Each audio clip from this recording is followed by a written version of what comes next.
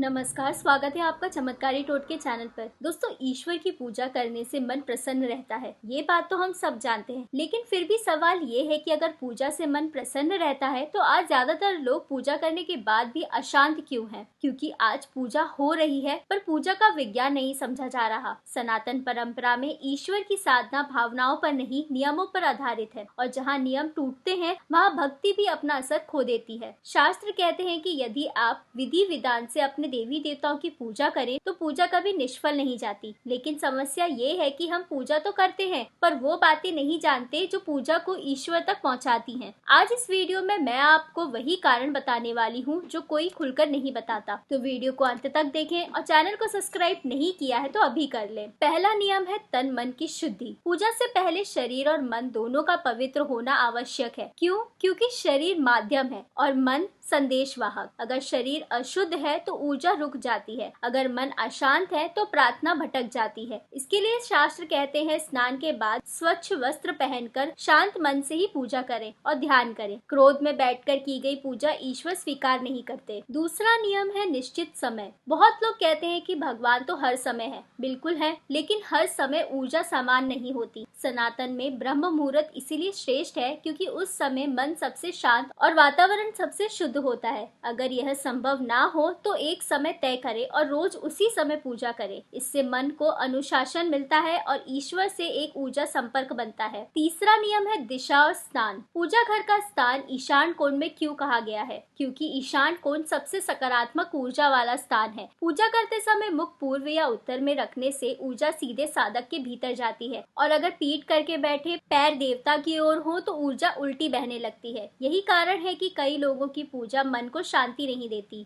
चौथा नियम है पूजा घर की संरचना। पूजा घर को सीढ़ियों या शौचालय के नीचे कभी नहीं बनाना चाहिए, क्योंकि ऊपर से दबाव और नीचे से अपवित्रता पूजा की ऊर्जा को नष्ट कर देती है। पूजा घर में बहुत ही अधिक मूर्तियां रखना भी गलत है। ज्यादा मूर्तियां मतलब बटी हुई ऊर्जा। पूजा घर जितना सरल होगा तो भक्ति गहरी होगी। अब वो नियम जो ज्यादातर लोग नहीं जानते। तुलसी भगवान विष्णु को समर्पित है, इसीलिए शिव, गणेश और भैरव पर तुलसी नहीं चढ़ाई जाती। गलत देवता को गलत वस्तु चढ़ाने से पूजा का संतुलन बिगड़ता है। दुर्वा गणपति जी की ऊर्जा है। देवी पूजा में इसका प्रयोग ऊर्जा टकराव पैदा करता है। गंगा जल जीवित ऊर्जा है और प्लास्टिक और लोहे में वह नष्ट हो जाती है। तांबा उस ऊर्जा को सुरक्षित करता है। शंख चंद्र ऊर्जा का प्रतीक है। सूर्य और चंद्र की ऊर्जा विपरीत होती है, इसीलिए शंख से सूर्य को अर्घ नहीं देना चाहिए। इससे ऊर्जा संतुलन बिगड़ता है। एक दीपक से दूसरा दीपक जलाना ऊर्जा को बांटना कहलाता है, और पूजा में ऊर्जा बांटी नहीं, जागृत की जाती है। पूजा घर में खंडित, फटी या दिवंगत लोगों की तस्वीर नकारात्मक स्मृति पैदा करती है,